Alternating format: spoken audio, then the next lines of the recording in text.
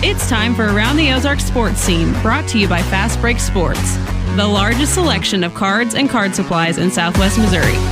Now here's your host, Scott Puryear.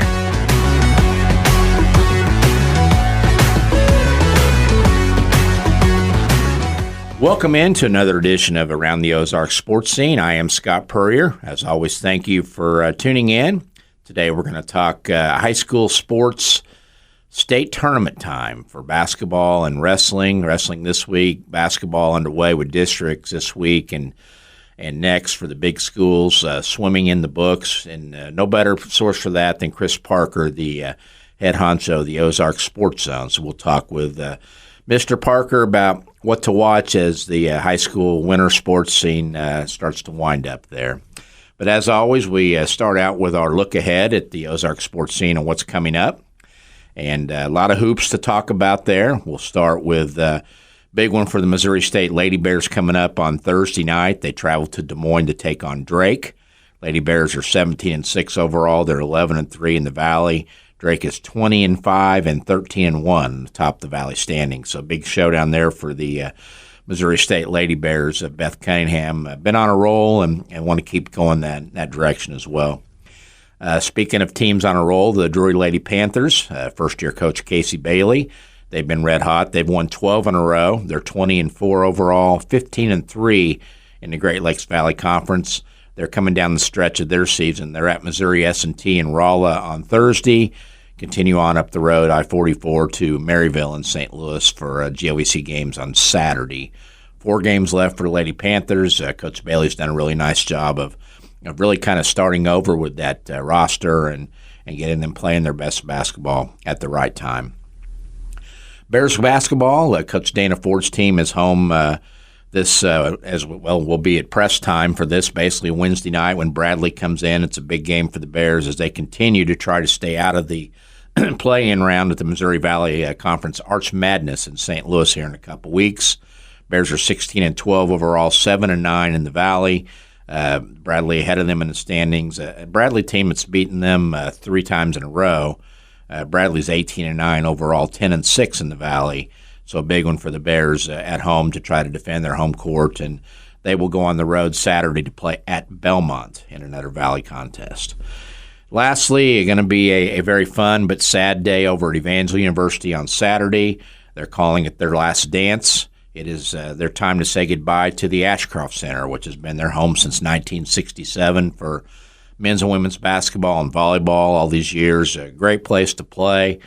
Kind of brings back memories of when Missouri State, then SMS, moved from Hammond Student Center over into the JQH Arena, which is now the Great Southern Bank Arena. When Drury closed the doors on Weiser Gym as their regular home to go and open the O'Reilly Family Event Center. Same thing with Evangel now. They're going to play their last games this Saturday. Oklahoma Wesleyan comes in for a 1 o'clock women's game, a 3 o'clock men's game at the Ashcroft Center. Should be a very festive environment there. I know one of the things I'm looking forward to is Evangel's going to honor longtime coach Steve Jenkins, their former coach, with a Lifetime Achievement Award at halftime of the men's game, and maybe some other announcements with that as well. But don't find many people better than Steve Jenkins and his family, and well-deserved to see Jenks get honored in such a fashion on a very historic day for Evangel University basketball. It's that time of year when winter high school sports are wrapping up. Everybody's playing something, whether it's basketball, wrestling, swimming, which just wrapped up last week. But whenever we need information, we turn to Chris Parker of the Ozarks Sports Zone or the O-Zone. Mr. Parker, thanks for joining us this morning. Oh, appreciate you having me. It's a crazy, hectic time of year with everybody kind of wrapping up their seasons. You know, there was an album way back when. You're too young to remember this, but a guy named Neil Young and Crazy Horse had a song called "Russ Never Sleeps." Actually, it was the name of an album, not a song. And I think Parker never sleeps from August to May. So hopefully you catch up a little bit in June and July. Do you get it, or is that preview time for fall sports? Oh, I take June and July pretty easy. I'll tell you what, it's 4th of July week. You won't find me doing any kind of work. That's my holiday right there. I love that holiday. There's dead week. It's perfect. It's when I get, bank all my sleep for the year. Well, good for you. And I kind of want to be your Scott Boras. If you need an agent to negotiate your next KY3 Ozone contract, let me know, and I'll come in, and you and I and Brian will sit down, okay? All right, got you. Okay. Well, again, brought you on in the fall to get a recap because nobody knows more about what's going on with the Ozarks high school sports scene than Chris Parker, the editor, chief, whatever you want to call him at the Ozone. But mentioned in the intro there, swimming wrapped up last week. We've got wrestling to talk about this week with the state championships, and in basketball, small school districts underway this week, big schools finishing their regular season, and they start the districts next week. So kind of starting with swimming and putting a bow on it to wrap up the year. Look through the results. Wasn't probably our best effort at state with swimming top to bottom. Would you agree? Yeah, and I heard Steve Boyce, the head coach at Glendale, and a couple other schools talk about how the swimming numbers haven't quite rebounded from COVID. A lot of swimmers came a little disconnected from the sport for that time when they couldn't get in the pool and train. And so I think you're seeing some of that, but hopefully the numbers do come back. I mean, Paige Sheridan for West Plains, she was our top area swimmer this winter, and she placed second in the 500 free, got another third place medal, and swam on a few relays. But she was really the headliner. She was the only one to finish in the top two for the area in class 1 or 2. So hopefully we see in the years coming that swimming starts to rebound back to where we were when Glendale was winning state titles on the girls' side, and we had a couple D1 swimmers. I think we had a Florida State swimmer from Glendale, not in the recent past. So that's what we're looking for, is hopefully those numbers start to rebound back. Absolutely. And the Kate over at Tennessee now, the swimmer over there, was she a junior now, I think? Mm-hmm. That was such a. I just blanked out on the last name. They're good friends of ours too, But Kate McCarville. See, this is what happens, Parker, when you get old. You forget names, and if that ever happens to you, you're done because you have to remember a lot more than I do. But Kate McCarville's doing great things, I think, with Tennessee. But it looks like we're kind of waiting for that next Bailey Nunn or area type to go on and be just a star. But Reese Moore, Glendale, probably the only city girl that really had a good state, you think, finishing, 4th and 5th in a couple events?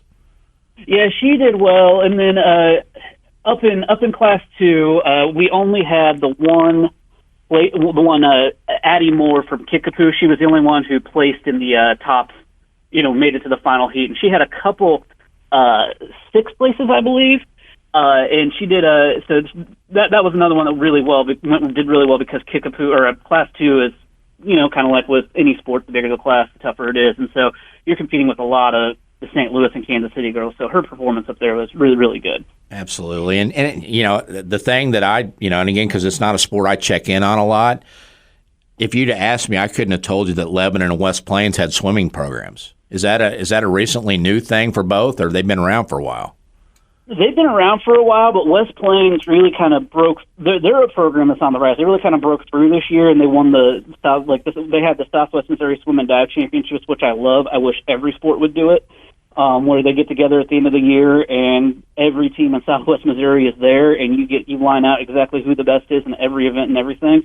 And West Plains actually won the team title, so they've been around. They've just had smaller numbers, but they're an ascendant program, as you can see with Sheridan hopping up there and taking 2nd and 3rd and being strong on the relays for them. And that Southwest Missouri Swim and Dive really kind of shows you what's what. And I wish like wrestling would do something similar, where you just bring all the wrestling programs in one place and we kind of settle on the map who the best pound for pound wrestler is. And it'd be great for Ozone photos too, wouldn't it? Oh, absolutely.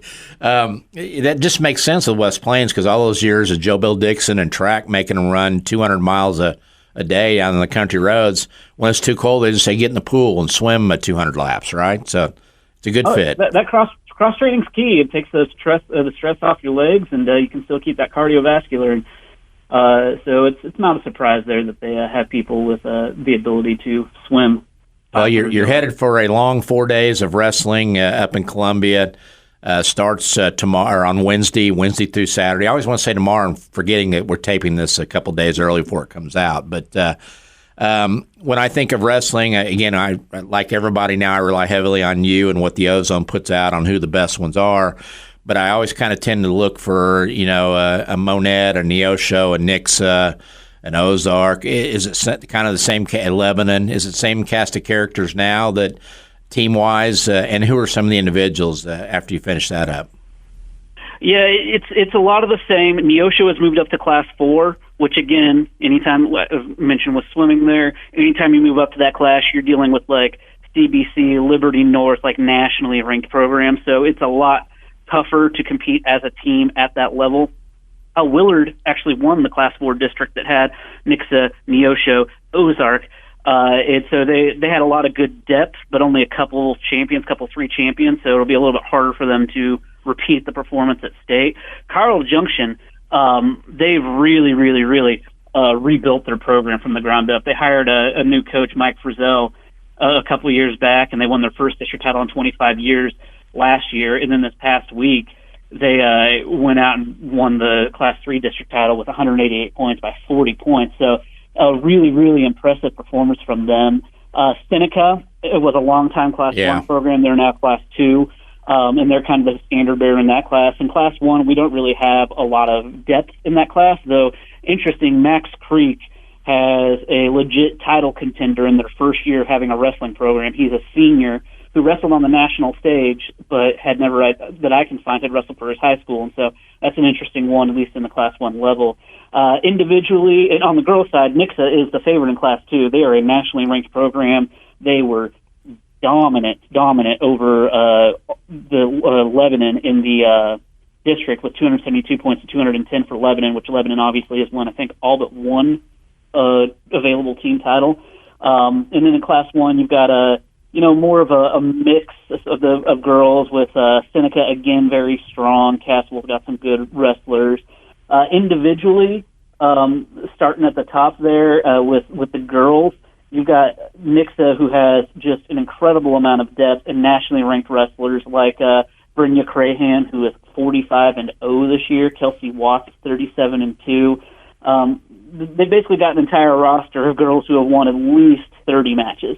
So that depth and top-end talent makes them a huge, huge favorite come this weekend.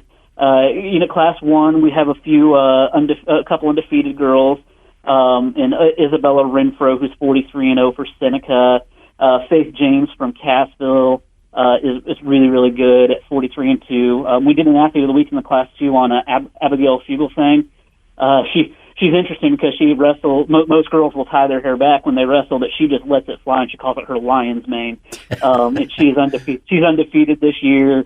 She's been a finalist in each of the last 2 years, and so we're looking for big things out of her. Over on the boys' side, honestly, some of our pound-for-pound best wrestlers are McDonald County's Jace Hitt and Samuel Murphy. At 215 and 285, and the way state wrestling was last year, at least. This is the first year. Last year is the first year they did. They separated the classes. They do the Class 1 girls on Wednesday, Thursday with the Class 1 and 2 boys, and then Friday, Saturday is Class 2 girls and Class 3 and 4 boys. Where you used to wrestle one weight class at a time, they wrestle two at a time. So last year, Samuel Murphy and Jace Hitt, who are training partners, are wrestling their biggest matches of their lives on adjacent mats. So you got the McDonald County faithful having to watch two mats and cheer for two mats. You've got the coaches having to coach at two mats, and you've got these two guys who've grown up together and trained together, both juniors last year and seniors this year.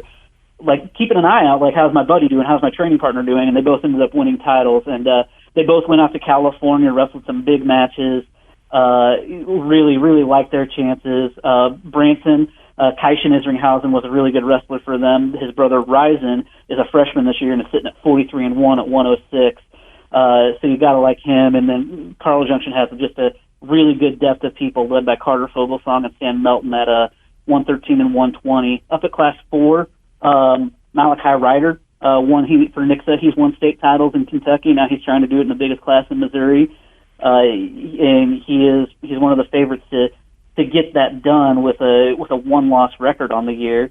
Willard's he's 29-2. Gary Walker from Willard sitting at 165. He was always been a contender down in Class 3, but this year they're up at Class 4. So it'll be interesting to see how he competes at that level with a 22-2 overall record. And obviously he's a really great running back for Willard's football team, and he's got some teammates like Brady Griffin up at 285 with a 41-3 record. And then our athlete of the week this week, down all the way at Class 2 is Simon Hartline. He has won state before.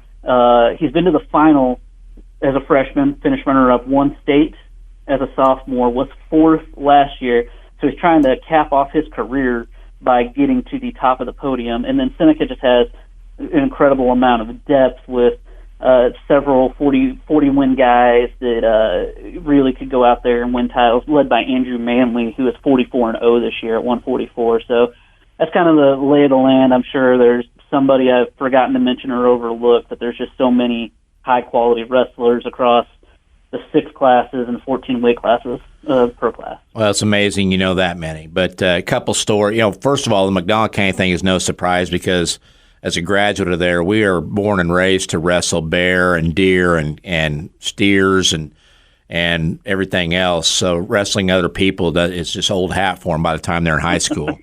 Fun story, my daughter at Nixa wrestled in 7th grade, and Brenda Crahan was an 8th grader. And so what she's doing now is no surprise because when she would face her either in practice or even if they had to square off in the same meet, it was like a spider waiting to decide when it was going to eat the butterfly in the web. It was kind of, she'd circle, she'd mess around, and then she'd, okay, I'm tired of this, and there was a pin coming. So am I correct? Did she finish second as a freshman, and that was her only loss, or what? I believe so. I have to double check on that, but that sounds about right. And yeah, she's everything you described there. It's when you get those elite wrestlers outside of a couple of matches a year, they just kind of, it's what do they want to do? Are they going for a school takedown record? Are they going for a school near fall? It's like they try to challenge themselves, and a lot of times, they want to prepare for that state championship match where they're wrestling someone of their caliber, so they'll take a little bit longer so they get used to what that full 6 minutes on a mat feels like, or at least 4 minutes. But Brenya, I believe when we did the athlete of the week on her, she hadn't wrestled into the 3rd period yet. And we were like halfway through the season. So wow. She is she's an incredible athlete. Well, after the Brenya Crahan experience, my daughter decided cheerleading was a better option. So I think she's probably chased a few off the mat in that time too. But let's switch gears to basketball. And, of course, really busy time right now. Every time you see a loss in the small schools, they're done. And, of course, that starts up for the Class 4, 5, and 6 next week. Let's start with the 1, 2s, and 3s. A lot of representation, obviously, every year, and in those classes in the state rankings by the Missouri Basketball Coaches Association. What are the more interesting district matchups for you in the small schools this week as potential finals? Yeah, the big one that I'm honestly looking at is out in Sparta, the Class 3 boys. So you got Fairgrove as the 1 seed, a deserving 1 seed. But in the semifinal, as long as seeds hold, you're going to have Sparta Greenwood. And that's a rematch from the blue and gold, in which Sparta came back late, and Jacob Lafferty slammed the ball home for an exclamation point to win the game. And that's the difference between a 2 and a 3 seed. And that's going to be an incredible semifinal matchup on Sparta's home court. So that's a high level district overall. What night is that? That will be Thursday. Thursday night, okay. The way they do it now is boys, or for the small classes at least, for any class that has a sectional, I should say, 1 through 4.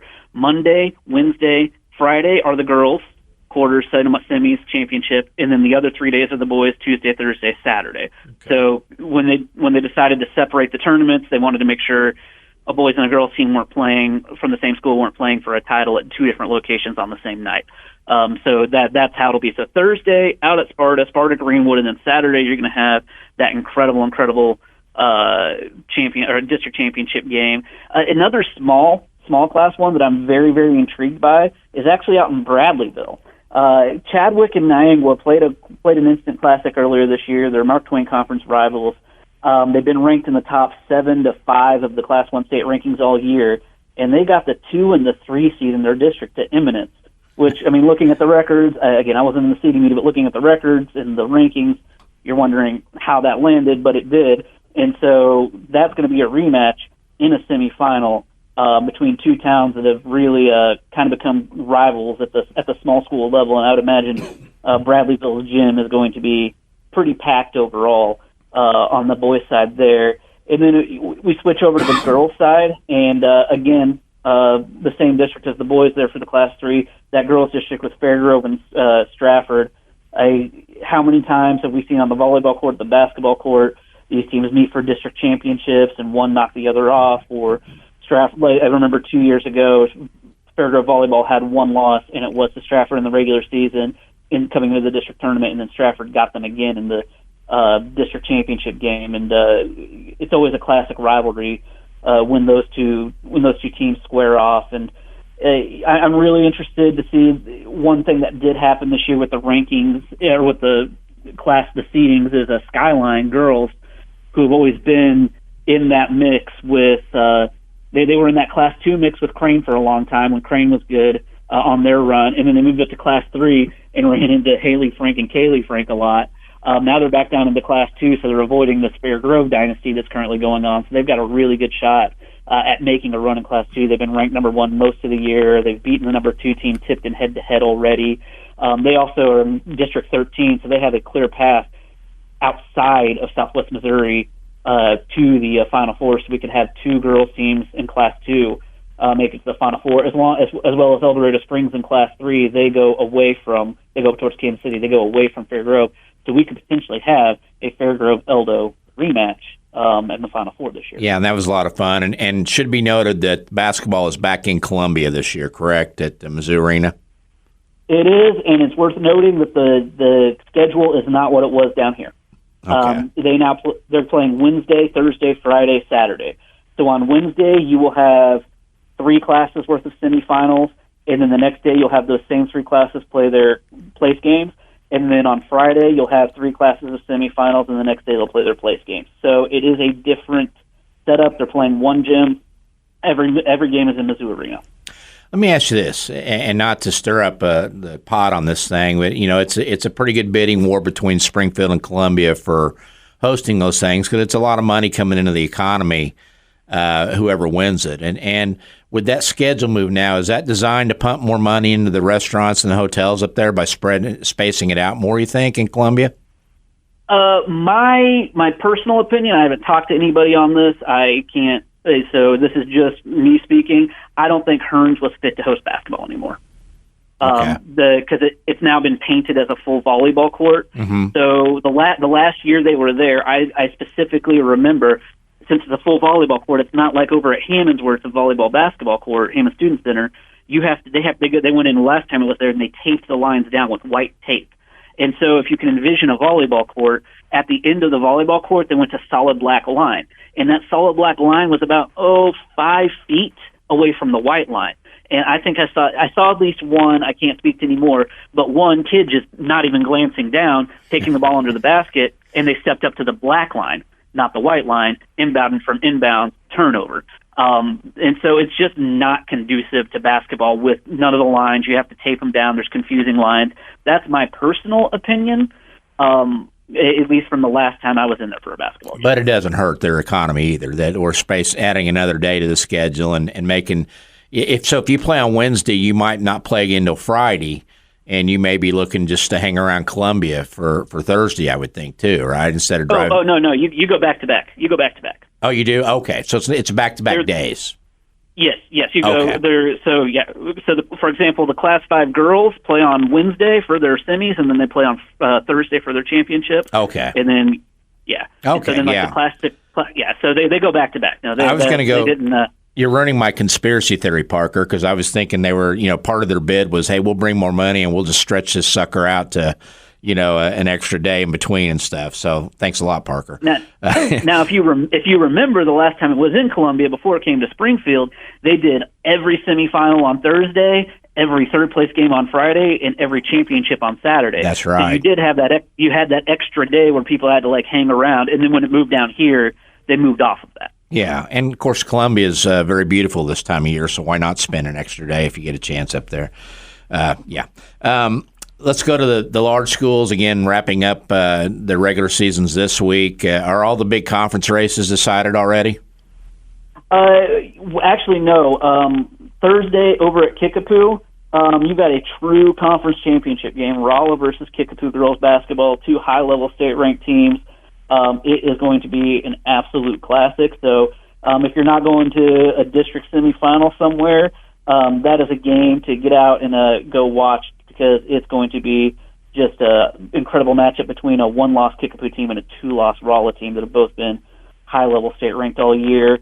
I believe the Nixa boys, if they win tonight, will clinch a share, and then they play Ozark on Friday to try to win it outright. Republic girls will try to clinch an outright undefeated against Carl Junction on Thursday.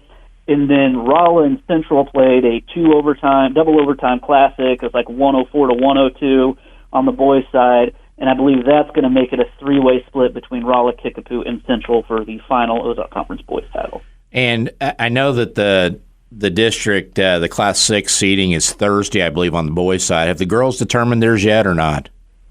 For Class 5, we have determined. Class 6, I don't believe it has. I haven't seen one post yet. For classes 5 and I think Class 4, we're seeded out. Now, are the districts at the same school again, or have they split sites again like some did last year? Both Class 6 districts are at Glendale, and both Class 5s are at Marshfield this year. Okay, that's good, because what were your thoughts on that with the split sites for like Class 6 last year?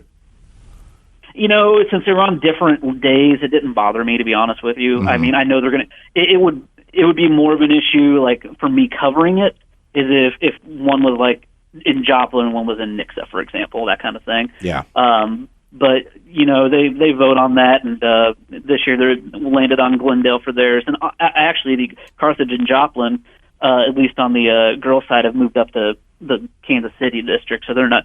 So they had to go, instead of coming to Springfield, they're heading all the way north to Lee Summit West. Shouldn't be much drama in that Class 6 Glendale district seating meeting now, because it seems pretty cut and dried. Central, Pooh, Nixa, Republic, Glendale, top 5. Yeah, that's how I have it laid out. It's a deep district, and those top 5 are definitely, in my opinion, kind of based on results this year so far, kind of what you're looking at. Yeah. And on the girls' side, what do you see there? I know Kickapoo has been state ranked all year. Rolla goes a different direction, don't they? Matter of fact, are they 5? Rolla's Class 5, and they actually are in a different district than the Marshfield district. Okay. So okay.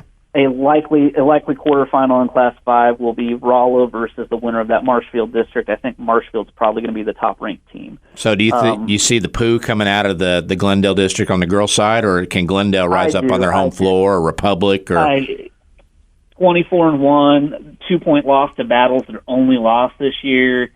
I like that. I like that team a lot. They played Republic in the Willard Basketball Classic and beat them 64-46, and that's going to be the COC champion and likely number 2 seed. They haven't seen Nixa yet, so that would be that Nixa and Kickapoo don't play in the regular season. At least the last couple of years they haven't. But yeah, I mean, Kickapoo's got to be the odds-on favorite there. What a job Leslie Hancey's done in her first head coaching year there too. I mean, we had her on earlier in the year on podcast, and kind of like the Brock Blansett story at Nixa, just neat to see somebody rewarded for their patience, and their loyalty. And Hancey's done a great job. I know the Allison Pilley girl not Allison, that's the mom. I don't want to give the mom credit there. The Pulley girl has stepped up and played Michaela Pulley, yeah, and played really well. She's kind of an under the radar player, isn't she, on the recruiting scene, you think? Yeah, I agree. That team is just so deep, and they play together so well. I came away from the pink and white very, very impressed with them, especially with that win over Northside by 10 points. I mean, that's when you really knew kind of what this team was capable of, because Fort Smith Northside, as we know, is just always this incredible class of Arkansas kind of team, and now Kickapoo's kind of got to set their sights on a deep playoff run, and you'll have Incarnate Word standing in the way. Incarnate Word recently broke Stratford's win streak for they got their 125th or but whatever. But did they really? Yeah, so Carnivore has broke that streak. Yeah. And now is the all-time leader. So that's who would be standing in their way of the Class 6 paddle and Coach Hanchy's first year as the head coach. And Glendale, Matt Powell's done another good job with that squad. Can they rise up and maybe surprise some people? You got Jenny Talbert down at Nixa who's kept that program rolling right along. It's going to be a fun district, isn't it? Oh, yeah, absolutely. You've got, again, kind of like on the boys' side, you've got just the semifinals are just going to be absolute battles and a lot of fun to watch. Kickapoo and Glendale's regular season game was 59-44 in favor of Kickapoo. You got to think that's Glendale's probably going to be in that 3-4 seed range. It's going to be an interesting argument because Republic's probably the clear number 2 in that district with wins over Nixa and over Glendale. But Nixa doesn't have a lot of the same data points. Nixa and Glendale didn't play each other, so it'll be an interesting argument to see how that lands for who gets the 3 and who gets the 4, which is obviously a pretty massive deal because it's the difference between one side of the bracket versus the other. Who do you see in that boys' final there? I mean, is it Central Pooh? Is it Central Nixa? Is it somebody knocks off Central? What do you see? Boys' final, I see Central, and then I was at the Kickapoo Nixa game in the regular season. I think that's your semifinal, and it's going to be whoever comes to play on that given night. To be honest with you, it was a 1-point game. Reese Kimry hit a shot at the buzzer to give Kickapoo the win over Nixa. That was back in early December before the Blue and Gold. You got 2 different teams now. I mean, the same players, but Reese Kimry was a true sophomore then. By now, he's playing like a junior kind of thing. So it's and same with McKnight. He's got for Nixa. He's never played like a freshman, but now he's really got the varsity experience. So I'm not picking because it's a toss-up. That's all there is to it. And he plays so hard, the McKnight kid does. I mean, he doesn't play at all like you'd think a freshman would take a little time to get their feet wet and be aggressive. He from the get-go, that was his style, was sticking his nose wherever it needed to go there to get a rebound or drive in traffic there too. That Nixa Kickapoo game, I was there as well. That was Cable Gate. That was where the 3-pointer hit the cable and none of the officials saw it. I don't know if you were still there at that point or not, but 3-pointer bounced up and fell through, and it was counted, and that kind of sparked the rally and big shot at the end. Kickapoo caught Nixa napping a little bit late and came back and got the victory. It was a fun game. Oh, it was great. Yeah, I was there for the whole game on that when I wrote the story on it. And yeah, sure enough, when that went up, I was in my camera taking a photo, but then I pulled out of the camera and everybody's pointing up, and I have to lean over to a guy I was sitting next to and ask him, "Hey, what just happened there?" I was in my camera, and yep, sure enough, yeah. it was a wire. And you know what? Human error, it happens. Just like scoreboard stuff, it happens. So you move on. District at Marshall, Class 5. Katie Pritchard has done a great job with this Lady Jays team. Are they the favorite on their home court?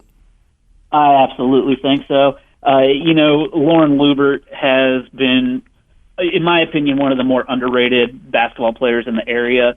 2-time reigning Big 8 East Player of the Year, one of the sophomore and junior.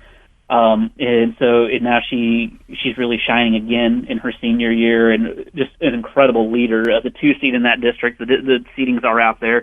Marshall's the 1, West Plains is the 2. West Plains doesn't have a ton of depth, but between Olivia Lawson and Joyner, they have an absolute incredible top 2 that can drag them to victory. As the 2 players that have seen Final Four, seen a state title. So that seems like the most likely championship game there in Marshall, with Marshall having the home court advantage. What about the boys' side? Is that kind of a toss-up, kind of a free-for-all jumble of teams that could win that? Oh, I honestly think it's 2 teams. Parkview's the 1 seed, Rolla's the 2 seed.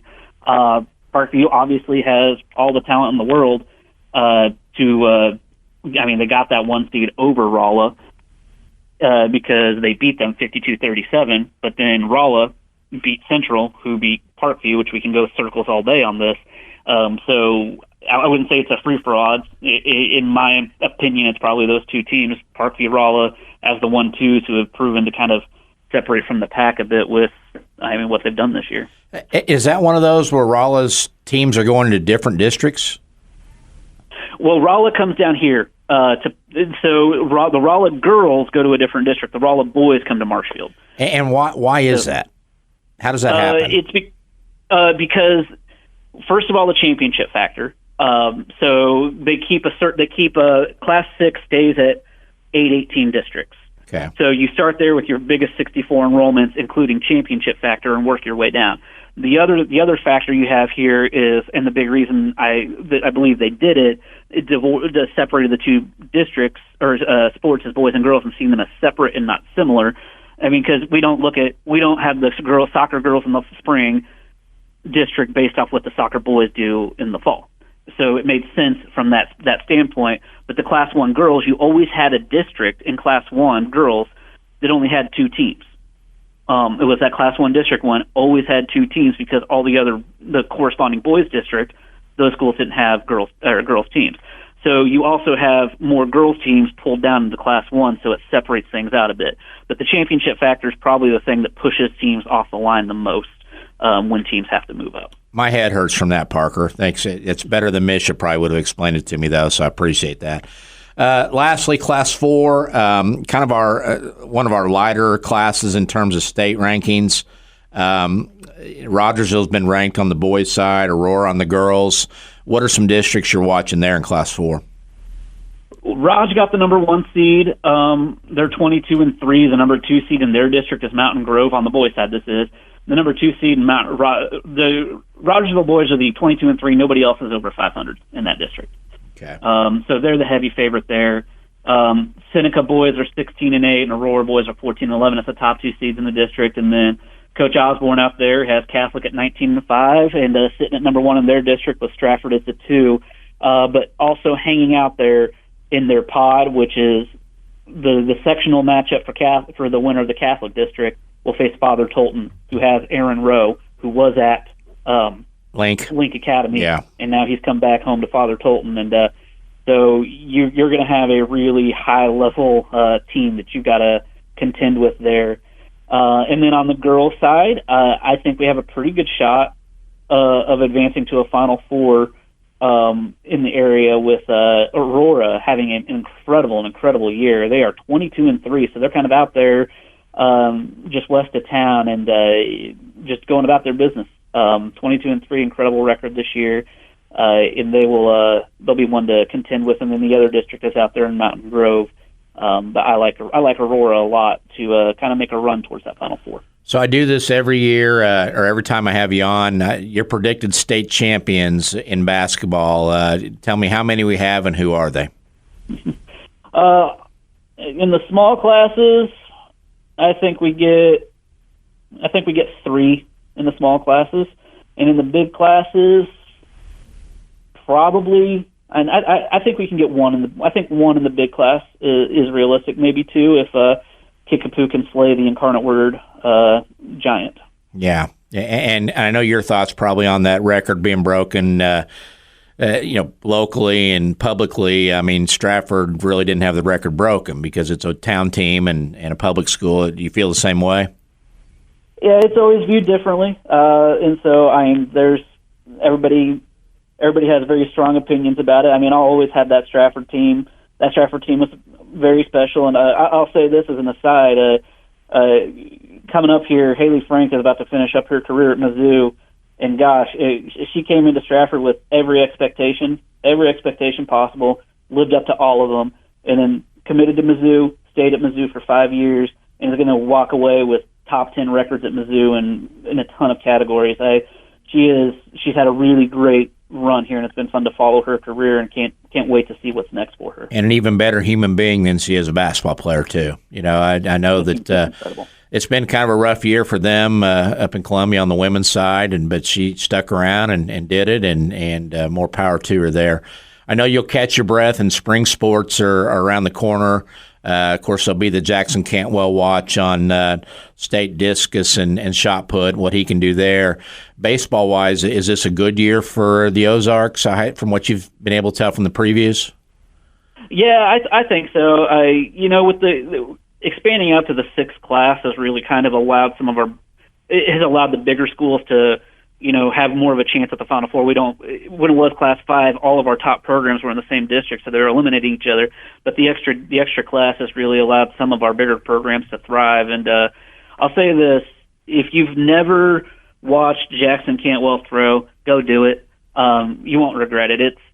It's something special and his shot put, he throws it out of the ring, bounces it out of the ring. But discus. An elite discus thrower is incredible to watch because they throw the discus where they don't think the discus, when they built the ring, it shouldn't have gone. Like over here at Ozark, the discus ring backs up to some rocks. And it's way out there. It's 180, 190 feet. It's honestly over 200 feet. But Jackson was out there almost bouncing it into these rocks. And you never would have thought that a discus could go that far. And it's an impressive thing to watch. So I highly recommend just go watch him throw once if you haven't seen him before. And make sure you know where you're standing too, right? Or else there'll be an unexpected injury in the crowd from a shot put. Can't feel good. Neither can a discus either, for that matter. But be careful where you watch from. So, Chris Parker, as always, we appreciate your knowledge and your willingness to share it with us. And have a good postseason run yourself here. Okay. Thank you. Looking forward to it. You betcha. Chris Parker, the Ozarks Sports Zone, the O-Zone, as always, in depth with our previews for the state playoffs coming up in basketball and wrestling this week. As always, we wrap up this week's pod with Scott's thoughts, my ramblings and musings about various things in the world of sports, local, regional, and national. We'll start with a national note. I don't know if any of you saw it because most of you don't really care, and that would include me, but the NBA All-Star Game was held Sunday night in Indianapolis. The only part I watch anymore is the introductions because I've got to use it as a primer to see who's actually an All-Star anymore because I don't recognize 90% of the people who make it there. I do recognize LeBron James and the Joker and people like that, but this was a group of young guys, and again, even with the younger guys and new faces, there was absolutely no defense played.